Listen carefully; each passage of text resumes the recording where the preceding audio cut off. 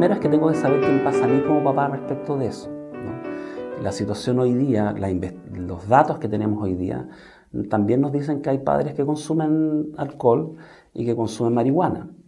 Entonces la postura que yo voy a tener frente a mi hijo respecto de esta sustancia es distinto en función de lo que él ha visto en mí o lo que sabe de mí respecto a este tipo de comportamiento. Si yo soy consumidor de alcohol, si yo como papá me excedo en el consumo de alcohol, las posibilidades que tengo de conversar con mi hijo son bastante menores en términos de ser figura de autoridad respecto al consumo de alcohol, que si yo tengo un consumo de alcohol pero que no me excedo. Y si yo fumo marihuana como papá, también tengo un piso distinto para hablar sobre el tema del consumo de marihuana con mi hijo que si yo no soy consumidor de marihuana, ¿no? Entonces esa es una primera cosa que tengo que tener claro como papá cuando quiero hablar del tema con mi hijo. Si yo tengo un consumo, voy a partir de la base de un consumo moderado de alcohol. Si yo no consumo marihuana o si lo he hecho en alguna ocasión, ha sido muy esporádicamente, y desde ese punto de vista puedo mantener una postura de autoridad respecto a mi hijo sobre el tema, es importante tener en cuenta que estoy hablando con un adolescente.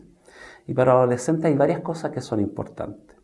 Una primera cosa es que desde el punto de vista familiar hay dos factores significativos para los adolescentes respecto al consumo de sustancias o de drogas. El primer factor es el clima familiar. Desde el punto de vista de las investigaciones, el ambiente que hay en la familia, las relaciones familiares que hay son significativas respecto de conductas de riesgo, distintas conductas de riesgo en los adolescentes, entre ellas el consumo de drogas. Si hay un mal clima familiar, es más probable que mis hijos vayan a buscar las drogas como una evasión que si yo tengo un buen clima familiar. La comunicación también es distinta. En un buen clima familiar hay relaciones de más confianza, de más cercanía, y mis hijos pueden tener mayor apertura a contarme cuáles están siendo sus experiencias que si hay una mala relación familiar.